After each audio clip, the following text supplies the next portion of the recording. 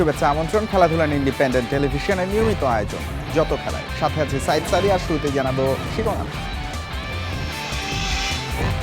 BCB নির্বাচন নিয়ে তদন্ত রিপোর্ট এনএসসিতে, গঠনতন্ত্র সংশোধনের সুপারিশ, অনিয়ম অসঙ্গতি নিয়ে সিদ্ধান্তের অপেক্ষা।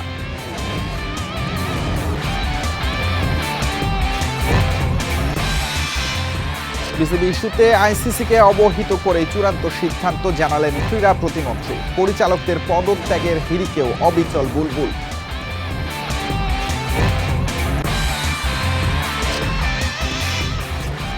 অনূর্ধ্ব-20 সাব চ্যাম্পিয়নশিপ দলকে কাল সংবর্ধনা দেবেন ক্রীড়া প্রতিমন্ত্রী। প্রতিশ্রুত অর্থ পুরস্কার দিলেন বাফুফের সহ সভাপতি।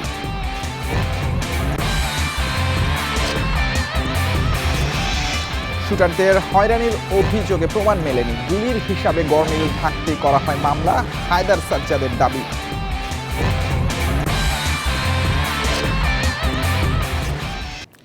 বিসিবির বৈধতা প্রসঙ্গে নির্দিষ্ট কার্যদিবসের আগেই জাতীয় ক্রীড়া পরিষদে প্রতিবেদন জমা দিয়েছে তদন্ত কমিটি। বোর্ডের নির্বাচনে অসঙ্গতি পাওয়া গেল কিনা জানা যাবে দ্রুতই। সাবেক ক্রীড়া উপদেষ্টা আসিফ মাহমুদ তদন্ত কমিটির ডাকে সাড়া দেননি, আর চিঠির মাধ্যমে বিসিবির সভাপতির মতামত দেয়াকে ভালোভাবে নেয়নি তদন্ত কমিটি।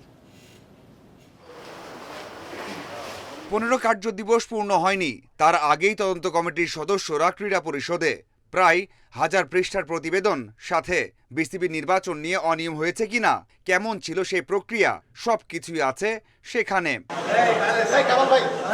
তবে প্রশ্ন থেকে যায়, যার সময় নির্বাচন, যার প্রভাব সবচেয়ে বেশি ছিল, সেই আসিফ মাহমুদ তো সাড়া দেননি কমিটির ডাকে।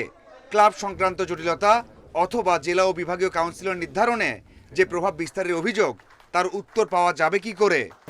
আসলে দেখেছেন কারণ আমরা যে ওনার কোনো বক্তব্য শোনার জন্য কিছু বলতে চান কিনা সেই জন্য, অ্যাকুজ করার জন্য না।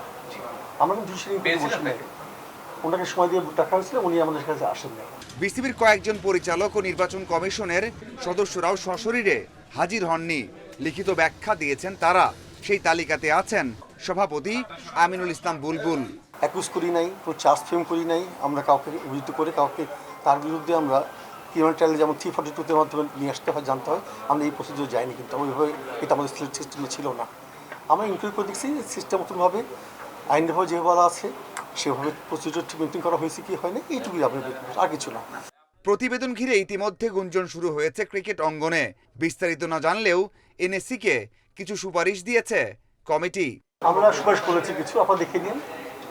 সুপারিশ আমরা করেছি, সুপারিশ করেছি, যেটা হয়তো তদন্ত কমিটির কাজ শেষ, রিপোর্ট পর্যালোচনা করে দ্রুতই সিদ্ধান্ত জানাবে ক্রীড়া পরিষদ। Mazharul Islam, independent news. BCB নির্বাচন নিয়ে তদন্ত কমিটির রিপোর্ট আইসিসির কাছে পাঠাবে ক্রীড়া মন্ত্রণালয়। এরপরই বোর্ডের বিষয়ে চূড়ান্ত সিদ্ধান্ত নেওয়া হবে বলে জানিয়েছেন ক্রীড়া প্রতিমন্ত্রী। এদিকে পরিচালকদের পদত্যাগ নিয়ে সাবেক ক্রীড়া উপদেষ্টা আসিফ মাহমুদের পোস্ট নিয়েও কথা বলেছেন আমিনুল হক। জানিয়েছেন তদন্ত কমিটির ডাকে সাড়া না দেয়ায় ব্যবস্থা নেওয়া হবে। তদন্ত কমিটি এসে তদন্ত প্রতিবেদন তারা দিয়ে গেছে এবং আমরা দেওয়ার পরে তাৎক্ষণিকভাবে এখানে আন্তঃমন্ত্রণালয়ের একটি মিটিং ডেকেছিলাম আমি, এবং সেই মিটিংয়ে আমরা আলাপ আলোচনা করেছি এবং আমরা আমাদের যে আইসিসি রয়েছে সেই আইসিসিকে তদন্ত রিপোর্টটি অবগত করার পরে আমরা পরবর্তী সিদ্ধান্ত গ্রহণ করব ইনশাআল্লাহ। তিনি অংশগ্রহণ করেননি, নিশ্চয়ই সেই তদন্ত প্রতিবেদনের ভিতরে রয়েছে এবং আমরা সেটি যাচাই বাছাই করেছি যে তিনি উপস্থিত হননি, সেটিও আমি দেখেছি। সো এটা আমরা পরবর্তী সিদ্ধান্ত আইসিসির সাথে কথা বলে তারপরে আমি সিদ্ধান্তগুলো জানাবো। একের পর এক পরিচালকের পদত্যাগে নড়বড়ে অবস্থায় বিসিবি। এমন অবস্থা চলতে থাকলে স্বাভাবিক কার্যক্রম ভেঙে পড়ার পাশাপাশি অস্তিত্ব টিকিয়ে রাখা চ্যালেঞ্জ হবে বর্তমান বোর্ডের জন্য। বোর্ড ভেঙে যেতে পারে এমন গুঞ্জন ছাড়াও পুনরায় সুষ্ঠু নির্বাচন নিয়েও আলোচনা জোরালো হচ্ছে। নির্বাচন পেরোনোর 6 মাসের মধ্যে বিসিবিতে দুরবস্থা। নতুন বোর্ডের চতুর্থ সভার দিন একযোগে 4 পরিচালকের পদত্যাগ। সব মিলিয়ে 7 জন সরে যাওয়ায় পরিচালক সংখ্যা 25 থেকে নেমেছে 18-তে। চরম অস্থিরতায় আপাতত টালমাটাল বিসিবি। ওপরে ওপরে কার্যক্রম চললেও ভেতরের সংকট দৃশ্যমান। ব্যক্তিগত কারণ, মতবিরোধ, স্বাধীনভাবে কাজ করতে না পারার বিভিন্ন কারণ দেখিয়ে একে একে সরে দাঁড়িয়েছেন পরিচালকরা। সংখ্যাটা আরও বাড়ার আগে ভেঙে দেয়া হতে পারে বোর্ড, এমনও গুঞ্জন আছে। বিসিবির গুমোট পরিস্থিতির মাঝে বাংলাদেশ সফরে আসবে নিউজিল্যান্ড। এরপরেও রয়েছে ঘরের মাঠে আরও কিছু সিরিজ। মিরপুরে স্কিল ফিটনেস ক্যাম্প শুরু করেছে ক্রিকেটাররা। তাদের সঙ্গে বৈঠক করেছেন বিসিবি সভাপতি আমিনুল ইসলাম বুলবুল। অস্তিত্ব টিকিয়ে রাখার লড়াই, পরিচালকদের পদত্যাগের তালিকা আরও লম্বা হলে স্বয়ংক্রিয়ভাবে নিষ্ক্রিয় হয়ে যাবে কি বর্তমান বোর্ড? গঠনতন্ত্রে এ নিয়ে পরিষ্কার কোনো বার্তা নেই। পরিচালকরাও নিজেদের ভবিষ্যৎ নিয়ে খুব একটা ভাবছেন না, নাকি দুশ্চিন্তা দেখাতে চাইছেন না। অস্ট্রেলিয়াতে থাকলে তুমি আমার এখানে দেখতা, আর ইয়েতে ভবিষ্যতে কিছু হয় উই আর নট ওয়ারিড। আমরা যে কাজ আমাদের করার কথা আমরা সেদিকে আসলে লক্ষ্য রাখছি, আর যেটা হবার সেটা হবে। তদন্ত কমিটির রিপোর্ট জমা পড়েছে ক্রীড়া পরিষদে। সেটা পর্যালোচনার পর ঠিক কখন বিসিবির ভাগ্য নির্ধারণ হয় সেটাই দেখার অপেক্ষা।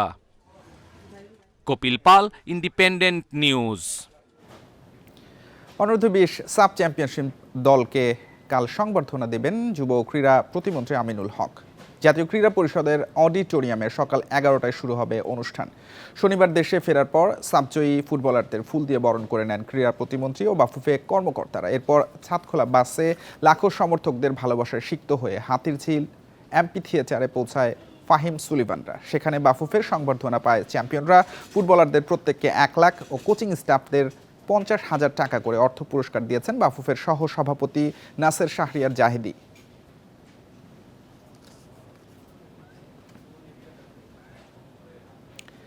শুটিং স্পোর্ট ফেডারেশনের গুলির হিসাবে গরমিল থাকা নিয়ে তদন্ত কমিটি হলেও তাতে সমাধান আসেনি। আবার সাবেক যুগ্ম সাধারণ সম্পাদকের বিরুদ্ধে শুটার শারমিন আক্তার রত্নার অভিযোগের কোনো সত্যতা খুঁজে পায়নি women's support and investigation division. অভিযুক্ত হায়দার জানিয়েছেন ফেডারেশনের কাজে বাধা দেওয়ার জন্য মামলা দেওয়া হয়েছিল তার বিরুদ্ধে। ফায়ারআর্মস, রাইফেল ও পিস্তলে সাধারণত ব্যবহৃত হয় .22 ক্যালিবারের কার্তুজ, অথচ শুটিং ফেডারেশনের অস্ত্রাগারে 9mm ও 7.62 রাইফেলের গুলি, যা কখনোই শুটাররা ব্যবহার করে না। সঙ্গে গুলির হিসেবে গরমিল। তদন্তে নামে ফেডারেশন। 5ই আগস্ট পরবর্তী অ্যাডহক কমিটি সেই তদন্তে অসহযোগিতা করে দেশের রাইফেলস ক্লাবগুলো। এমনকি ফেডারেশনে এসে সাধারণ সম্পাদকের সঙ্গে সাবেক শুটারদের বাজে ব্যবহারের ফুটেজ ধরা পড়ে সিসিটিভির ক্যামেরায়। ইনভেন্টরিটা হয়েছিল কিন্তু একজন সরকারি ম্যাজিস্ট্রেট দ্বারা, আমরা নিজেরা করিনি। সংস্থা ছাড়া কেউ ব্যবহার করতে পারবে না। সেগুলি আমাদের এখানে পাওয়া গেছে, যেটা কোনোভাবে পাওয়া সম্ভব না। কিভাবে আসলো, কি হলো, এবং আমরা 2022-এর আগের কোনো তথ্য পাচ্ছি না। ঘটনা ধামাচাপা দিতে সামনে আসে নতুন ঘটনা। 2 সাবেক শুটার রত্না ও কলির অভিযোগের ভিত্তিতে এনএসসি সরিয়ে দেয় সাবেক যুগ্ম সাধারণ সম্পাদককে। এটার নেপথ্যে যে ঘটনাটা ঘটেছে, মূল কারণ হলো ইনভেন্টরি। এই ইনভেন্টরি করাতে আজকে আমার এই দশা।